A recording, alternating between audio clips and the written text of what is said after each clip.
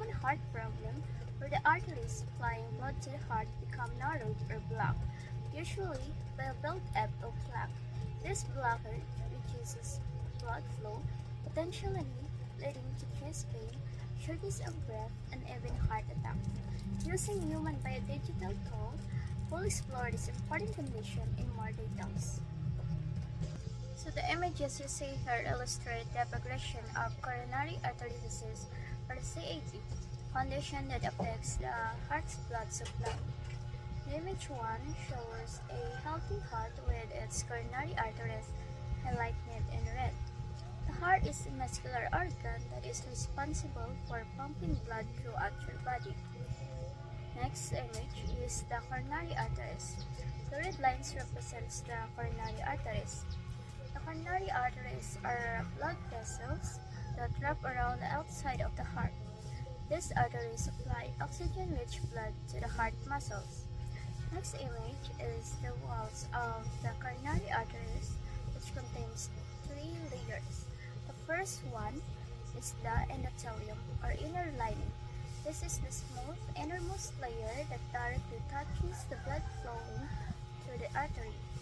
It helps prevent blood clots and keeps the blood flowing smoothly. The second one is the middle muscular layer. So this layer is made of muscle cells that can contract and relax, controlling the diameter of the artery. This helps regulate blood flows to the heart. And the third one is the outer elastic layer.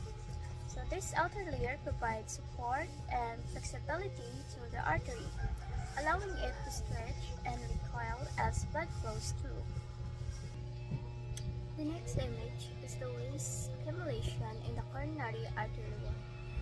So the yellowish streaks represents the buildup of waste products, cholesterol, fats, and calcium starting to accumulate within the artery wall. This is the initial stage of plaque formation.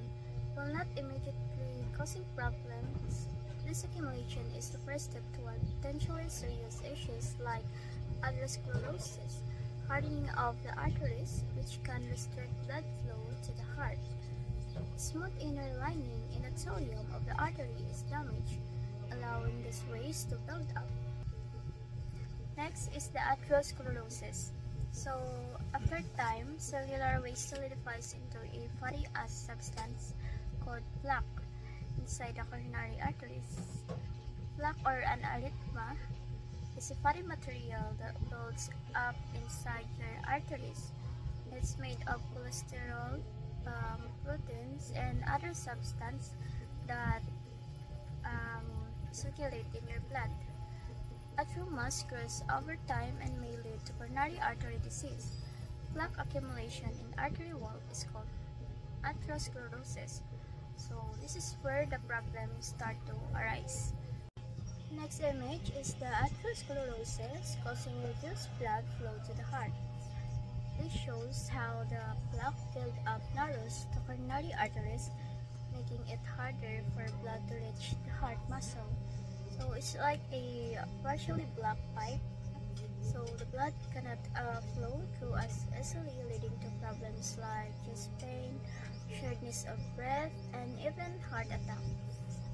However, the body can sometimes develop new blood vessels called collateral circulation to bypass the blocked areas and provide blood flow to the heart. And the last image is the atherosclerosis, with the blocking blood flow to the heart.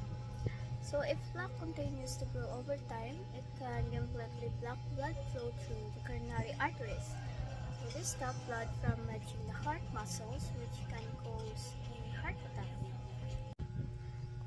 So when we compare a healthy artery to an atherosclerosis artery, so this is what we saw. The first is a healthy artery. It is clear. It's like an open pipe allowing blood to flow freely. In contrast, an artery with atherosclerosis is like a partially blocked pipe where plaque buildup restricts blood flow. So what are the symptoms of coronary artery disease? So you may have no symptoms of coronary artery disease for a long time. because plaque build-up takes many years, even decades, but um, as your arteries narrow, you may notice mild symptoms. So these symptoms mean your heart is pumping harder to deliver oxygen-rich blood to your body. And the following symptoms are stable angina. This is the most common symptoms. Stable angina or chest pain you get during stress, exercise, or cold weather. It is a warning sign that you have a heart disease. Next is shortness of breath or dyspnea. And dyspnea is the feeling that you cannot get enough air into your lungs.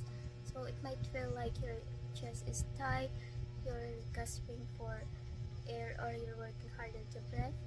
And the other symptoms are chest pain, shortness of breath, fatigue, heart palpitations, nausea and vomiting, and dizziness or fainting. Applicable nursing management approaches for coronary artery disease include, so first is the assessment.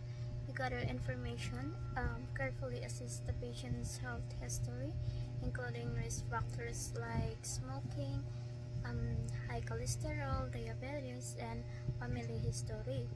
And then you monitor vital signs. So regularly check blood pressure, heart rate, and oxygen saturation levels to detect any changes.